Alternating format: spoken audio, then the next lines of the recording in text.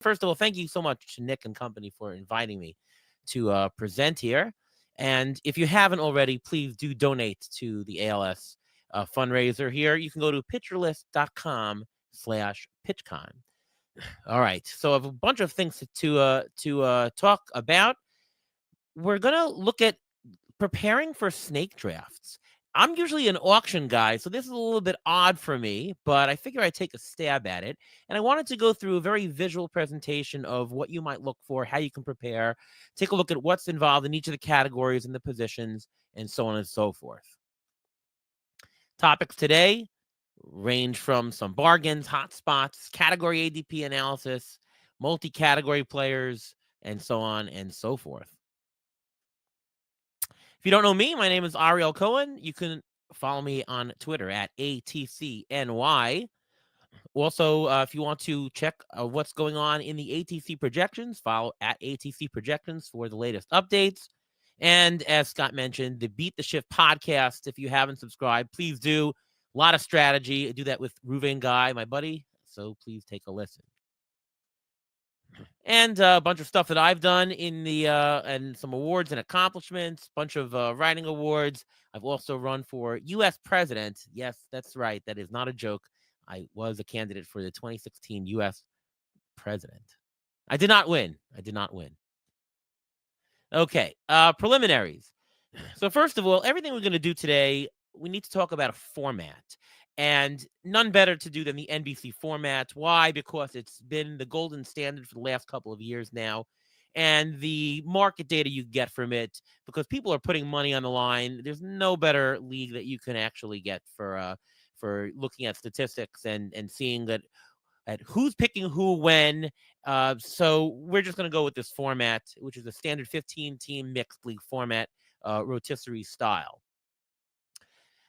We do have to pick a date. So I cut this as of this past Wednesday, just an arbitrary point in time. But obviously, as you go on, things could change as ADP changes, as the market changes, as players change, players go. But we picked the 29th of January.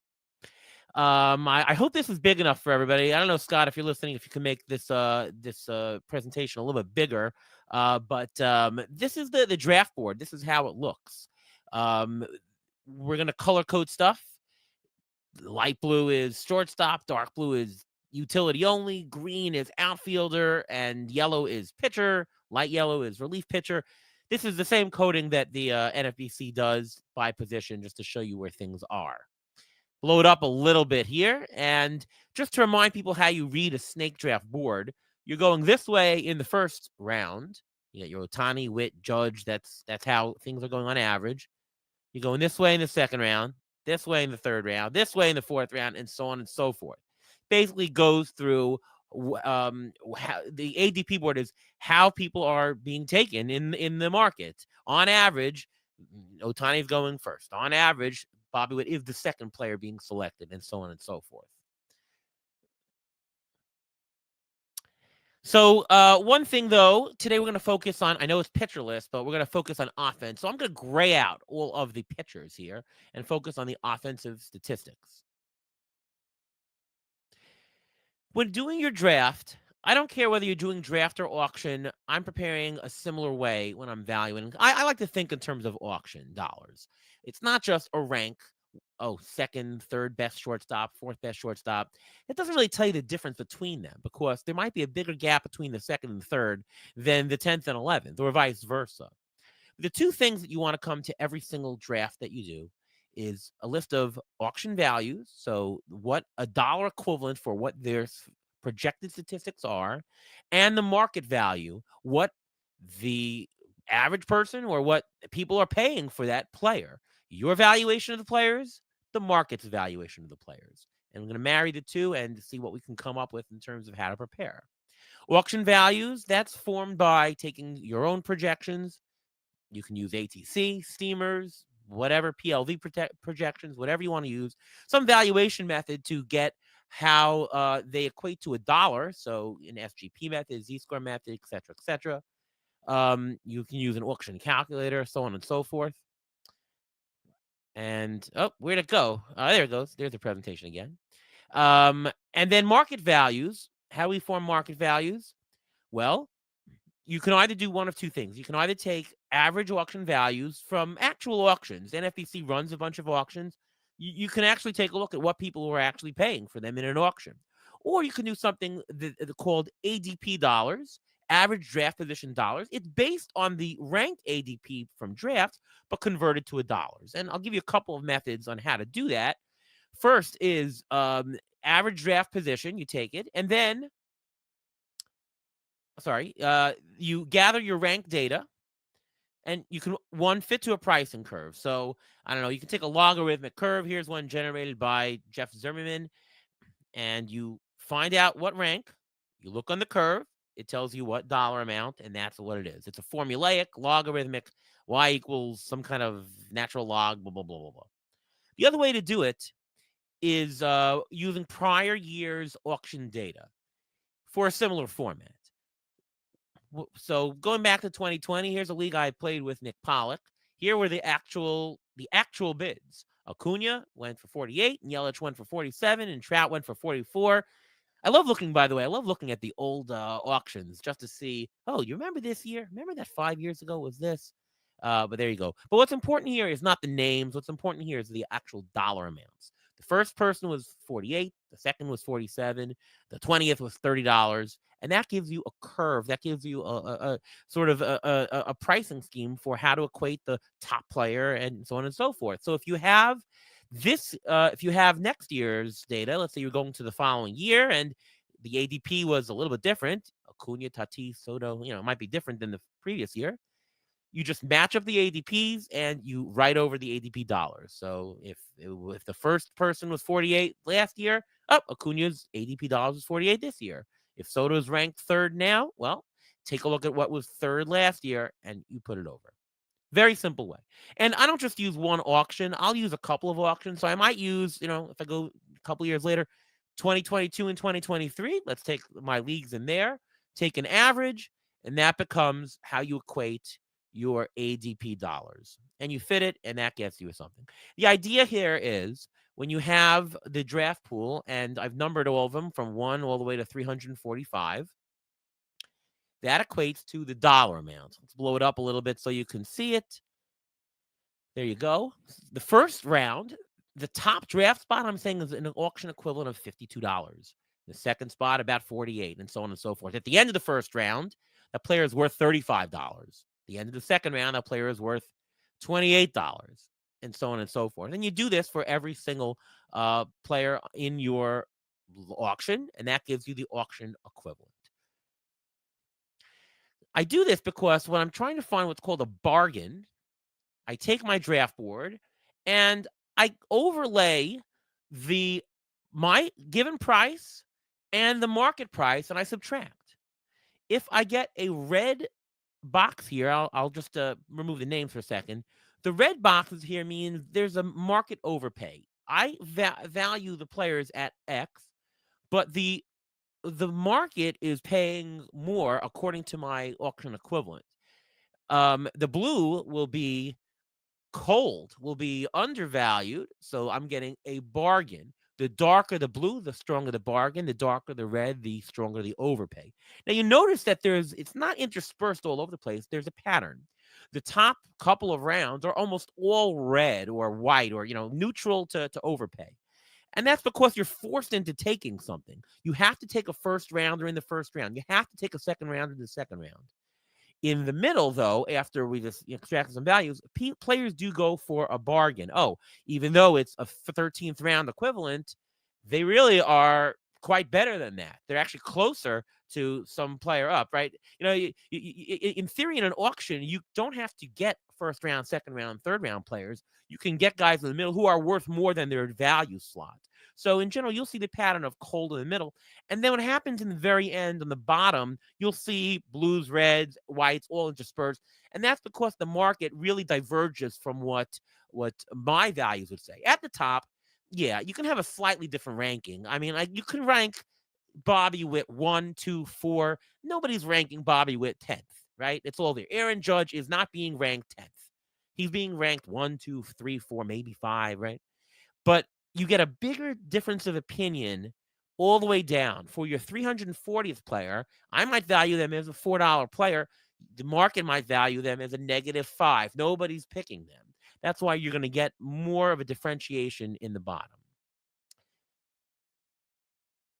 Now, what I call hotspots are where you have a certain position, or we're going to talk a little more about it, but there might be something to certain players, and you can detect that, hey, you know what? In these 2 rounds, in these 3 rounds, I find undervalued X. It could be a stat, it could be a position, some kind of asset to buy in a fantasy draft is undervalued, and they're all bunched in an area.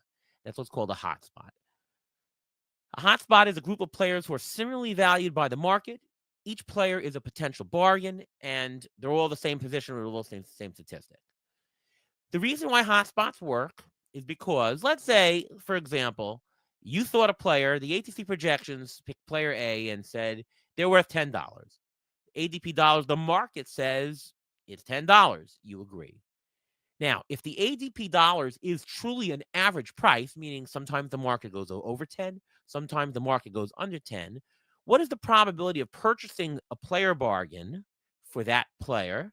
Well, it's 50%, right? If you value them at 10, half the time when when the price goes over, it's not going to be a bargain. Half the time when it goes under, it's going to be a bargain. You're 50% likely to get it. But let's say there were 2 players. Sorry, let's go before. Let's say you have a small bargain, $7 player valued by the market, but you think he's worth 10. Well, the probability of purchasing a player bargain for that player goes up, right? Because you're buying them at an average market bargain. The market on average is 7. You're buying them at a lower price than what you think he's worth. So you probably have a 2/3 chance or something like that to get it, right? Sometimes the player will be going for 11. Sometimes they'll be going for 8. Sometimes they're going for 5. Most of the time, you're going to get a bargain on this player, but sometimes you won't. Now, if I have 2 players that I'm not saying I have to get player A or I have to get player B, I want to get one of these 2 players. Well, the fact that there's a small bargain in one and there's a bargain in the other increases my probability that there's a bargain. Maybe it's 70% that I'm going to get a bargain from either player A or B. And if I move to 3 players, that bargain maybe goes up to 80. Oh, there's an 80% chance that one of these 3 players will be a bargain. And what if I brought it to 4 players? It might go up to 90%. So the more players in a hotspot that have the same position or same category, hey, I've got 4 first basemen, valued as such, and the market values as such around the same price. 90% of the time, I'm going to walk away with one of those players at a bargain. The theory is to find the hotspots, and when you try to look for the cohort of players like that, you're going to end up having a high chance of getting a bargain. So that's important. All right, let's dive into some of the analysis. But before we look at categorically, I just want to talk about top of the draft, just a couple of interesting things. And I know we said that most of the players are bought at a loss or a perceived loss when I'm doing my theoretical values. But I do see there's one player over here who's highlighted in blue. Oh, and of course, wow, that looks fantastic. By the way, before I talk about the player, in general, if you have players that are all red, they're all overpays or so, you're going to pick one of them, right? You're not going to pick somebody lower. You're obviously going to pick somebody, even if it's theoretically not a spot. You want to pick the lowest overpay, right? You want to get someone who's white, preferably to red, right? You're trying for that. But when you see a blue there, you say, holy cow, that's a bargain. And who is that? It's Tarik Skubal. Tarik Skubal, according to the ATC projections and according to the market value, if you line it up, that is a bargain, right? That is a good play. Who's that guy in the white in that first round? That's Paul Skeens. So it looks like those top 2 pitchers are there. And then I thought to myself, hold on a second, maybe it's because it's just pitchers. Pitchers are just, bargains. I've done my hitter-pitcher split wrong. But actually, this very, very dark player in the 3rd round, the most overvalued player in the 3rd round, is also a pitcher, and that's Corbin Burnes. Corbin Burnes just seems like an overpay in the 3rd round, according to projections. So I just found that interesting. All right, before we talk about the actual players, I got to get some more terminology down, and we're going to talk about Z-scores. Z-scores are a way of equating categories in rotisserie, right? If you want to see, okay, which player is better, if my only statistic was home runs, well, if he has 28 home runs, that's better than 22 home runs. If he has 20 home runs, that's better than 18. One category is really easy to see. It's the highest. But if you're in rotisserie and you have to say, I want also a good amount of stolen bases, good amount of this, I have to find a way to equate it. And one way to equate it, which leads to evaluation, is the Z-score method, where I equate every single projection of every single category stat to a standard normal distribution. I find the average for the player pool for the stat, not average of the entire player pool, average of the active player pool. So if you have 23-man roster, we're talking about the best 23 players. What's the average stat there of what you would put in an active lineup from day one? Find the standard deviation, and you use the Z-score formula. You take whatever, if you're, I don't know, you're Juan Soto, and you take his homers, and you subtract the average homers of the group, divide by a standard deviation of the group, and that gives you a standard score. It's going to be positive or negative. Positive means above the average. Negative means below the average. If it's positive 2, you're 2 standard deviations above the average in that category. Negative 2 is 2 standard deviations of below. And of course, the theory is that, 34% you're going above one standard deviation and another 13.5% or whatever the numbers are. There's some theoretical things, but obviously a +4 would be, oh my goodness, wow, you're that outsized. And a plus 0.1, well, you're close to average. Most people are going to be close to average. If you do that for each category, and there's 5 scoring categories in Roto, you're going to come up with a total Z-score. Shohei Ohtani has the highest total Z-score. Now, he doesn't perform even in every category, but he performs pretty well in every category. And if you add them up, you get 12.18 is your total Z-score. That means you're averaging, 12 divided by 5, you're averaging, over 2 points a category, over +2 Z-score category. And that equates to an auction value of $46. Bobby Witt would be the number 2 guy, according to agency projections, with almost a +11, and that's $44. Now, that's at the top. In the middle of the active player pool, which is equivalent to an $11 player, that gets you a 0 Z-score. All right. Dylan Cruz is the closest one to exactly 0. He's 0.08. That's pretty much even. Now, he doesn't get a 0 in every single category. He might be higher in stolen bases and lower in home runs. But so he might be a +1 in one thing and a -1 in one thing and a +0.5 and a -0.5. But it'll balance out to 0. The pluses and minuses equate. At the very bottom, the player, there you go. At the very bottom, what you're going to get at the $1 mark, the last player being taken theoretically, we have is Otto Lopez. His total Z-score value is -3.85. Again, that 3.85 comes from it can come from differences in homers. He might be better at homers and worse than stolen bases, blah blah blah. But on average, he's going to be negative. And the total negatives equate to -3.85. That's what's known as the replacement level. The replacement level for this player pool is -3.85. And if you're under that, you shouldn't be in the active roster to start. Here's some of the key thresholds you should know, or you should at least take a look at what the current year's ATC projections is showing. Now, these are not, again, the same. You're not going to have a player who's going to have exactly a +2 in batting average and runs and RBIs, right? But if you looked at what the thresholds are, batting average, the elite threshold at the top, if you had a +2, that would be a 287 batting average. If you had 99 projected runs scored, that would be 2 Z-score, 2 standard deviations above. Stolen bases, 31. Anything above that is elite. The superior, +0.15. I made up the categories, elite and superior, top notch, But the key is that we're looking at the dollar Z-scores. At the average, right? If you were the Dylan Cruz guys who's averaging 0, if you were to have a 256 batting average, you'd be 0 Z-score. The average person in the player pool is 256. Homers, 20. That's the average. If you have more than 20, you're higher than average. Lower than 20, you're less. Stolen bases is 12, right? A homer is not worth as much, is worth differently than a stolen bases, right? Because 20 will get you to the average of homers, but 12 will get you to stolen bases. RBIs and runs are pretty much equivalent. They're close. You can see they're close. Looks like I flip flopped the runs one, the runs, the 1.5 and 1 probably should be 94, 92. I think I wrote that. So apologize for the small error, but you get the idea. At the bottom, the replacement level um, equates to about a 0.75 z-score, and those are the thresholds. 5 stolen bases at the bottom, 14. You see it goes down precipitously. Now, the question is, what's more important to get in the draft? Which category is more important? Are they equally more important? I would say that you need to look at the waiver wire, right? Who are the people right after the replacement level? Because if somebody gets hurt or if somebody is underperforming and you want to pick up someone on the waivers, what can they provide you with? Here's a look at what that is. Now, these are not independent. I should say that in terms of, um, I'm looking not at a level here. I'm actually taking in this, the numbers at the bottom, the average of the next 54 hitters. Just randomly, here's the next 54 hitters, going down to about a -1 z-score.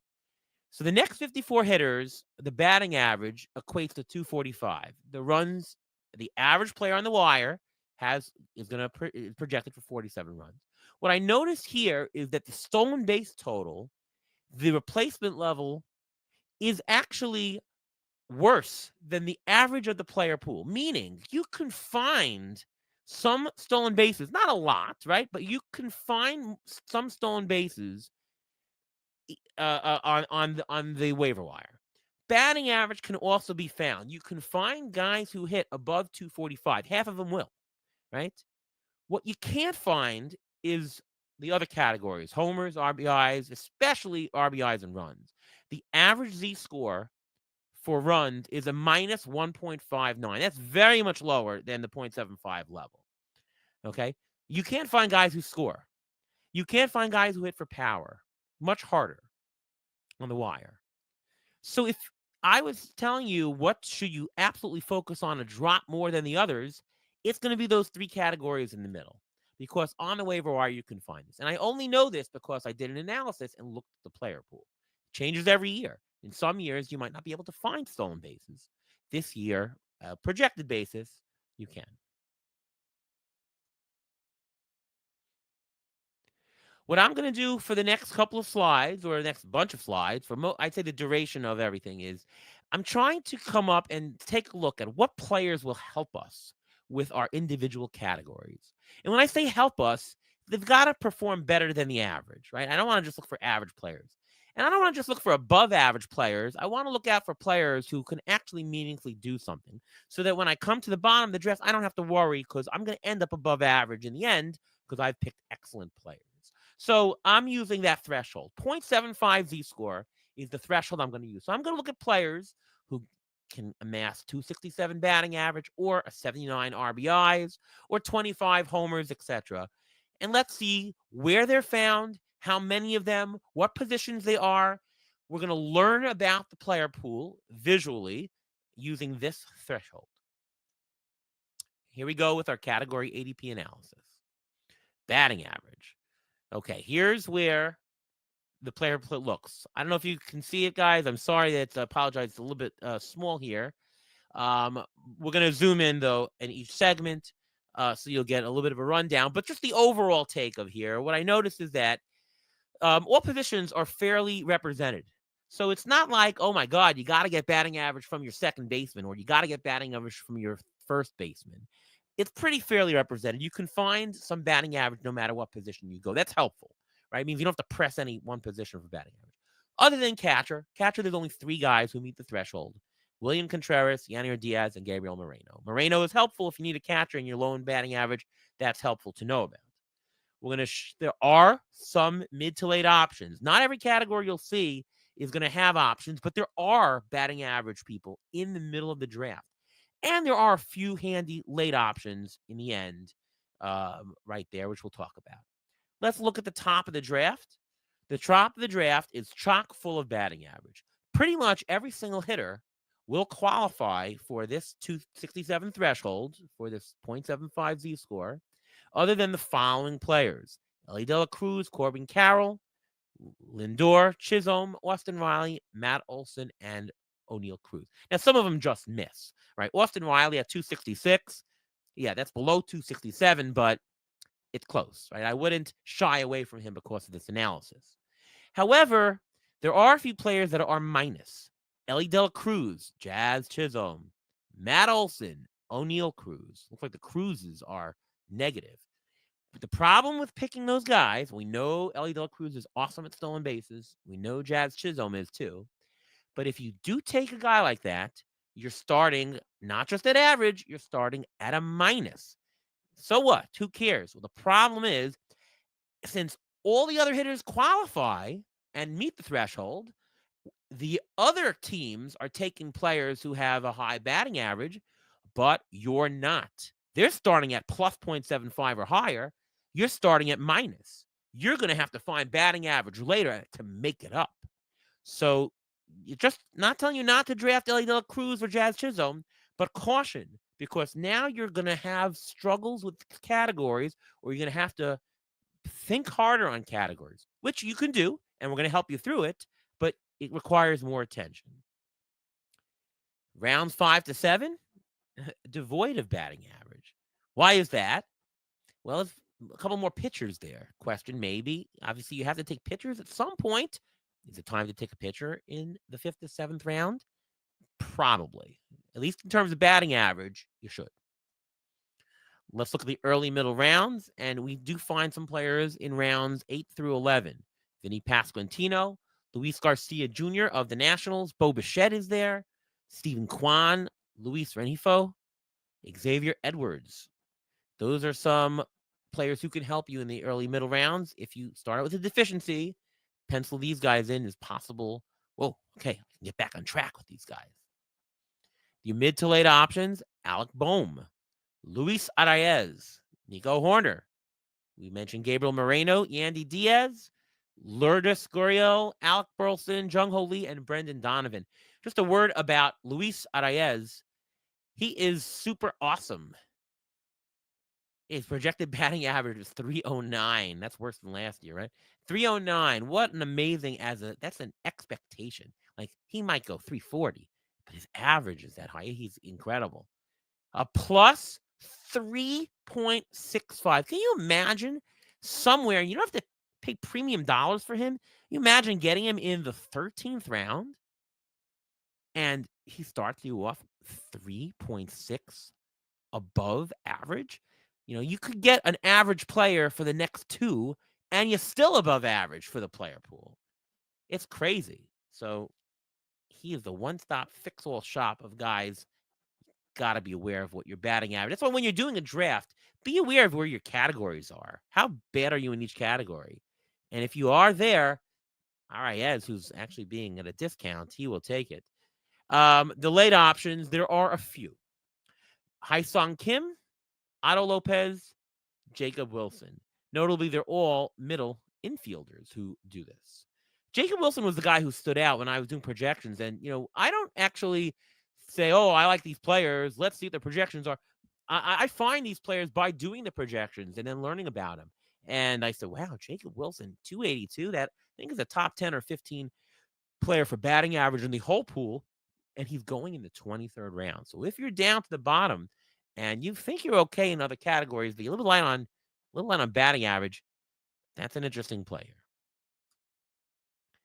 In terms of bargains, back to the bargain chart, you can see that the big spot is in the middle. The hot spot for batting average, rounds 11 through 15, where you have Arias, Horner, Alec Boehm, Xavier Edwards. These are guys who are nicely above average. They're above the 0.75, and they're at bargains.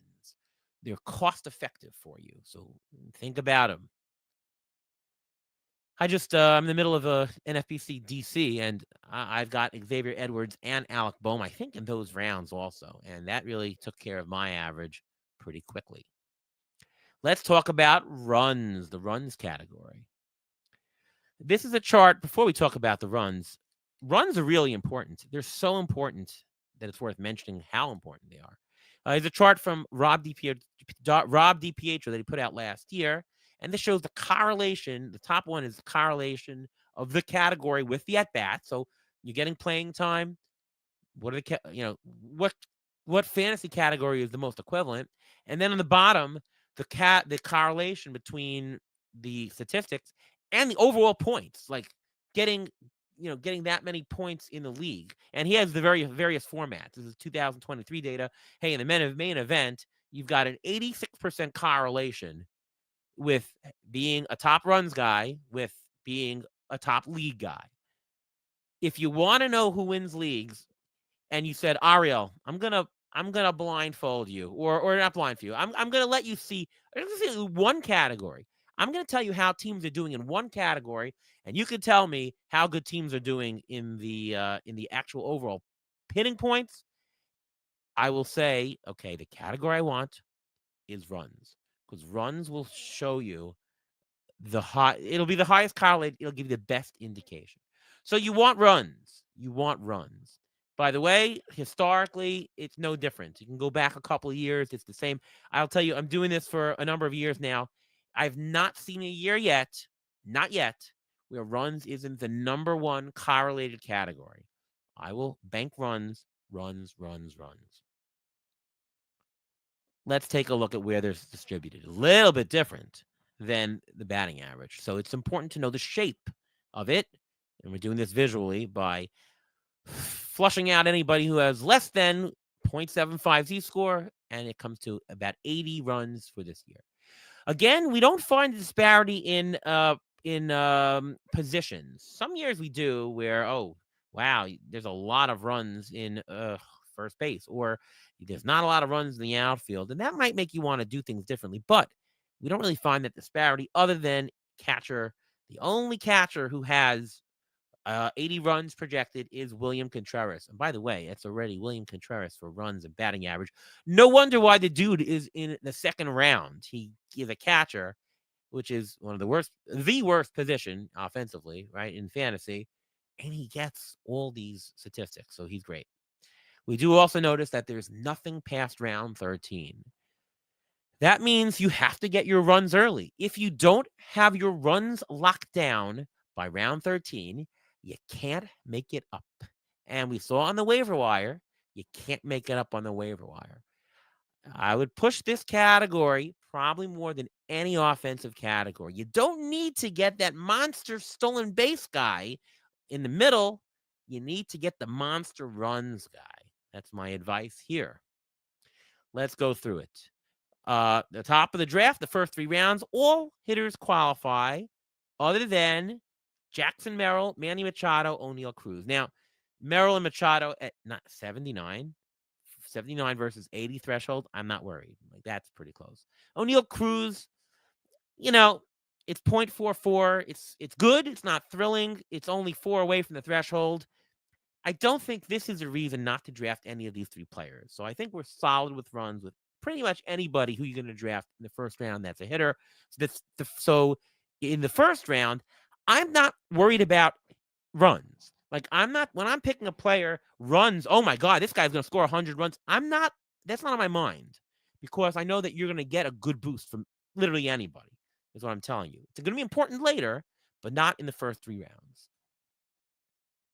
But it is important to lock down hitting in the first 3 rounds.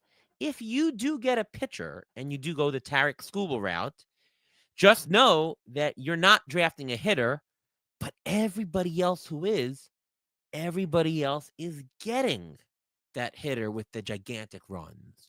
So you're going to be deficient. Now, it's, again, not to say that you shouldn't draft Tarek Skubal, but you're going to have to address it a lot more, because if everybody's superior and you're not, you're starting from a hole. It's not a negative hole. It's just a 0 hole. Okay? But caution. Early round players, here they are. Jose Altuve, Pete Alonso, C.J. Abrams, Ozuna and Schwarber there. Willie Adames, Santander, Marcus Semien, Brian Reynolds, Christian Walker. Those are good guys to get in the early rounds. Middle rounds. Here's the guys that think about: Brandon Nimmo, the Mets. Luis Arias, another reason to get him. Taylor Ward, Ian Happ, Stephen Kwan, Matt Chapman, and Mason Wynn. These are players who will score runs and are found in the middle of the drafts. Late rounds, nothing. If you miss out on those players, and if you're low on runs, oh boy, get your runs early. All right, let's talk about RBIs now. Here's the distribution of RBIs. Looks different. But unlike the other positions, RBIs are not equally represented. There are a whopping 8 first basemen and a whopping 8 third basemen in the category. That means that you must get RBIs from the corner infield position. If you get a corner infielder who does not have RBIs who's not have RBIs, you're going to be below because everybody else will be getting the RBIs, but you won't. So just caution, you ideally want to bank in a corner that has RBIs. There are 2 catchers. It's again William Contreras. That guy is so good. There's 3 of them. There's Salvador Perez and Cal Raleigh. I drafted Sal Perez in the 5th round. Sal Perez does take care of RBIs for you. There are no options past round 13. And the RBI threshold is 79 for this category, which is equivalent, again, to the .75 excellency score that we denoted earlier. Let's go through them. First 3 rounds, everybody qualifies other than back to Ellie, Corbin Carroll, Jarren Duran, Jazz Chisholm, Ronald Acuna, and Michael Harris. Some of them are close, but the ones that are far away are Jarren Duran and Ronald Acuna. Now, Acuna is different because Acuna is not there because of ability. He's not there because of playing time, because he's not going to play for the first month, 2 months. I don't know. Some first couple of weeks of the season, to say the least. But if you don't play Ronald Acuna and you have on your roster, you are getting some replacements, right? You're getting somebody to fill in while he's not there, and he'll throw in a couple of RBIs. So the fact that Acuna is .39 in negative doesn't bother me as much because it's not there because of his ability. It's there because of the playing time and his injury. But Jarren Duran, everybody else is high. Even Corbin Carroll and these guys who did make the cut, they're still like over plus 0.5, right? They're not 0.7, but they're still 0.5. So Jarren Duran being negative, that's not good. You want to be the only hitter with a negative in RBIs, and you have to take him in the early second round? I don't know. And Michael Harris also, he misses the cut by a wide margin. He's close to an average player in RBIs. Not the worst thing in the world. He has other great qualities, but you are going to be deficient if you take him. Early middle rounds. Here we go. Ozzy Albies, Teoscar Hernandez. I'm not going to read them all, but you do have the 3 util-only players, Ozuna, Rooker, and Schwarber.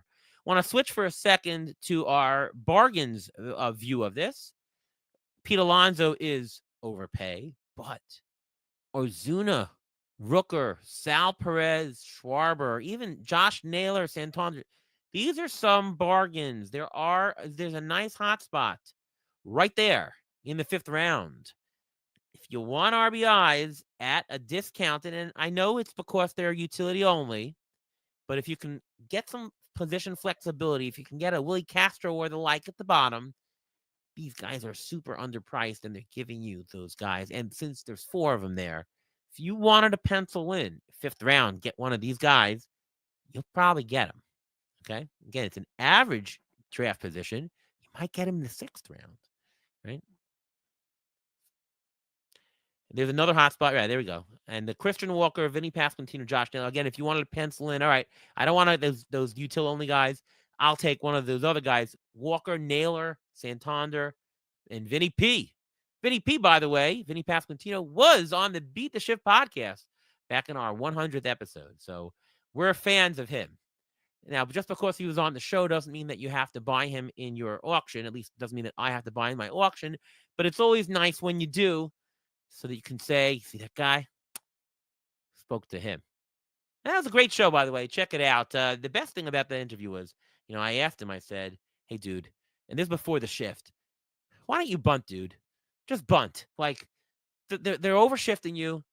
Just bunt. And he gave a good answer. He said, if I get on first, I don't know, I'm a slow guy. doesn't really increase my chance of scoring. But if I'm in scoring position and I get the second, yeah, that's something. It's a big difference. Not worth it for me to fake it or to try it every so often. You know, if I hit into the shift, I hit into the shift. There you go. But the difference is not worth doing. I don't know if I agree with that, but I guess that's what the analytics guys are telling him. So thank you, Vinny P, for answering. Okay, back down a little bit further in your middle rounds. You've got Adolis Garcia, Nick Castellanos, Eugenio Suarez, Alec Boehm. Good to get one of these guys pretty late round. And late, nobody. If you don't lock down the RBIs, you're in trouble. Get your RBIs early. Home runs. Home runs correlates with RBIs. Pretty much it's a very similar chart, except for a couple of things. Corner infielders are overrepresented, but here I would say that middle infielder is underrepresented. If you don't get homers from your middle infield position, not a big deal because nobody else is either, right? Nobody else is either. Catchers, there's only two, Cal Raleigh and Shea Langoliers. There are some options, but there's only a few available past round 9, which we'll talk about. Again, here, everyone qualifies the first 2 rounds. I just did 2. Other than, and there's the usual gang, once again, Jarren Duran comes. So if you pick Jarren Duran, you're now down in a negative territory in homers and in a negative territory in RBIs. Not for me. Early middle rounds. You get your Ozuna, Rooker, Schwarber. Again, it's almost all corners and a couple of outfielders. No middle infielders here. And in terms of bargains, yep, those guys are really strong bargains. So, again, you're getting homers, you're getting RBIs, a good reason to take either of them. Later rounds, a couple of guys to note. Michael Toglia is there in the 13th round. Jorge Soler available in the 16th round. Rhys Hoskins in the 19th. And Giancarlo Stanton, if there's any Yankee fans out here or old Marlins fans, he is available late in the 21st, and he can provide some homers in the end. Stolen bases, as we go through the final category position, you can see the distribution is very, very different here.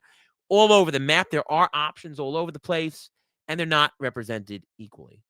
How many catchers? None. How many first basemen? None. So you don't need a first baseman for your stolen bases. There aren't any. Outfield and middle infield, they are represented here, right? Meaning you need to get steals from your outfield and middle infield. Now, you have to draft 3 middle infielders and 5 outfielders in a standard FBC league. That's 8. You're not going to have stolen bases in everyone, but don't go without nobody because you won't be able to succeed. Usual gang in the first round, other than Aaron Judge, Gunnar Henderson, Juan Soto, Mookie Betts. Again, not a reason not to take these, but just you should know about it. There's not many hitters in the second or third rounds like other categories. By the way, the top of the draft in stolen bases, they're mainly outfielders. And there's exactly 2 third basemen who can give you this, Jose Ramirez and Jazz Chisholm. So you're getting something extra. You don't need them for this, but it's a nice bonus. Early middle rounds, they're all outfielders. Pete Crow Armstrong, Dylan Cruz, Randy Rosarina, Yelich, and Luis Robert. So some stolen bases if you need them there. So your middle late options, not going to read all of them there, but here they are. I just drafted a couple of these. I think I drafted Xavier Edwards and Bryson Stott in my current DC drafts. So I knew I was light, and there they were, and I did them. Show you the bargains. There they are. Stott, Nito, Xavier Edwards. That's why I'm getting them. There's a hot spot there for stolen bases in the 11th through 13th rounds.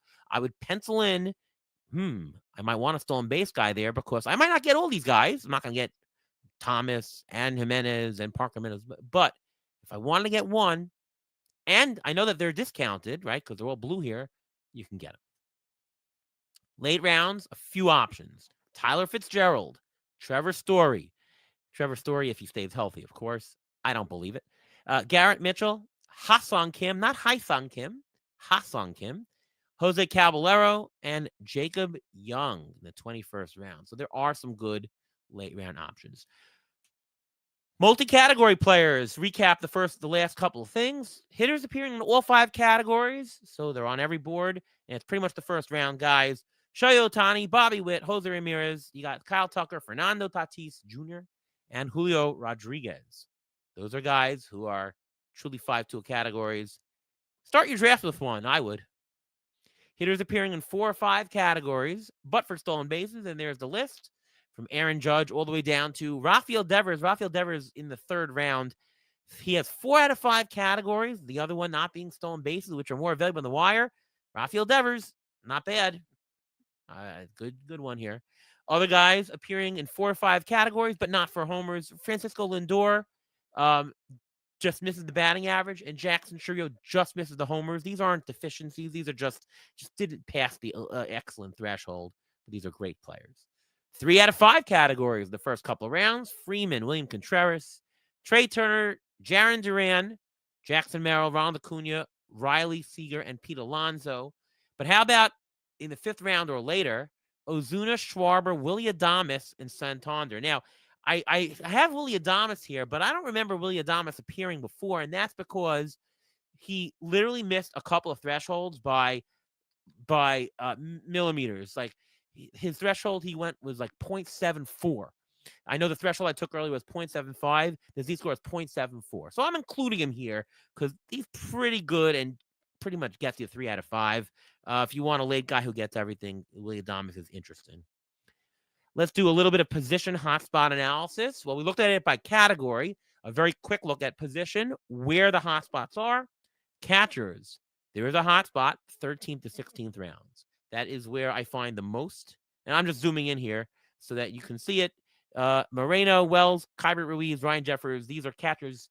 This is the biggest cluster of undervalued catchers are in the 13th to 16th round.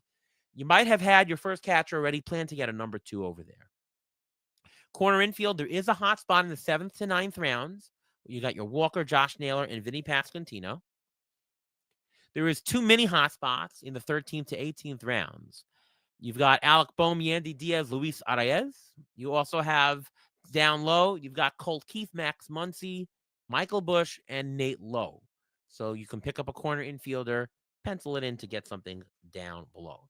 Middle infielder, there is a hot spot in the 9th to 13th rounds. Tovar, Bo Bichette. You got Xavier Edwards, Dansby Swanson, Luis Arias, Nico Horner, Zach Nato, and Bryson Stott.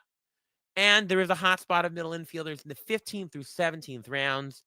Tyler Fitzgerald, Brendan Donovan, Colt Keith, Jonathan India, Carlos Correa, Gleyber Torres. So those are some, if you need a middle infielder, maybe pencil one in the 9th or 13th, one in the 15th to 17th, if you can. Outfield, there's a bunch, but they're mostly in the 12th to 18th rounds. Over there, I'll just leave it up for a second. Nick Castellanos, Taylor Ward, Brandon Nimmo, and further below, Jake McCarthy, Lourdes Gurriel, George Springer, Brendan Donovan, Jesus Sanchez, TJ Friedel. Those are the biggest bargains of them over there. Just good to know where they are, right? And what you want to do is you want to put it all together and have a draft plan. This will be my last slide, but I'll leave it on for a little bit to talk about it.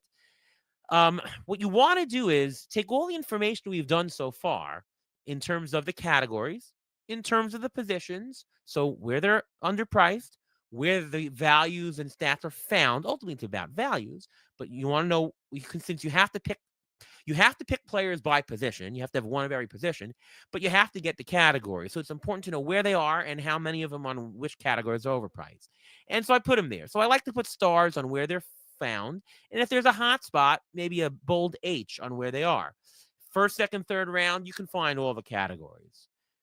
Fourth, you can find some runs and stolen bases. Not so much RBIs and homers, right? Maybe take a pitcher there. And so on and so forth. You can see there are more the hot spots in the middle, but this tells you where they are. And so when you're looking, get a middle infielder here. I can plan a corner infielder here. I can plan this. When you plan what you're going to take in the middle, that will tell you what you want to get on top. If you see there's some good hotspots of corner infielders in later on, and the choice above is take that outfielder or a corner infielder, you might want to take the outfielder because you have the hotspot. If you see that there's a good hotspot of stolen bases, maybe don't take the stolen bases in a certain spot where the power is abundant and undervalued, and take the stolen bases later. This just gives you a plan and a roadmap for what you want to do and how and when. And then I put notes on the right. Maybe buy a hitter here. Oh, should I get a corner infielder here? Need stolen bases here. Oh, round 13. Ariel is here. Bohm is here. That gives me RBIs or fantastic batting average. Last chance for stolen bases here. Oh, here's some late options. Here's the Hoskins option. Here's Caballero option for stolen bases. Here's Stanton in this round. Here's Otto Lopez in this round. Little bits of information can help you. And fill this out however you like, right? This is all about you. But doing this kind of analysis can give you a plan for what you want to do. And I know people say, I like this guy up top. I like this guy up top. I can pick this if I get this guy. I think it's more about looking at your whole draft and filling in. Here's where the puzzle pieces are. Here's where the best valued pieces are. And here's when you can get them.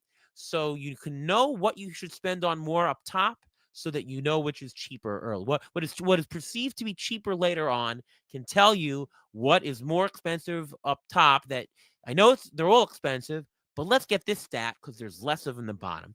And runs and RBIs, they're not found later. So pound them early, right? So this is the kind of map and plan. So that's it pretty much for there. Hope you enjoyed this visual presentation of your ADP visual analysis and how it can save your fantasy baseball draft. Hope I gave you some good ideas. Hope I gave you some good player notes and quibbles about who I think is interesting according to ATC and who's not interesting, and what you have to do. Once again, thank you again to Nick Pollock and PitcherList for what you do for the community.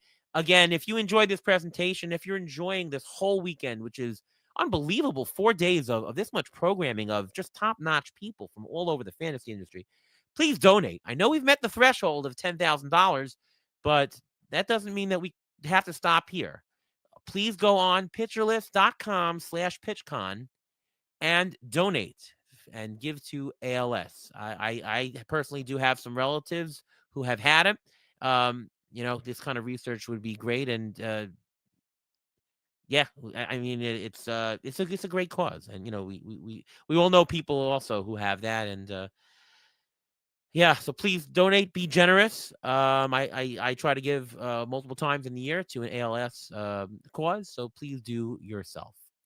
All right. I don't know if Scott Chu is there. Scott, maybe you have a couple of questions as well to talk for the next couple of minutes till the end of the hour. But how are you doing, buddy?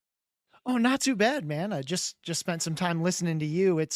I think what's really interesting about this is most of us, we think about draft prep and it's like some research, grab some projections, do some mock drafts and go. But I think what I really like about this is just like that category by category. We talk, so many, even just podcasts, right? Even my own, it gets very like structured position by position. And that, like that flip to the stats, like you don't win because you had a position, right? You win because you had stats.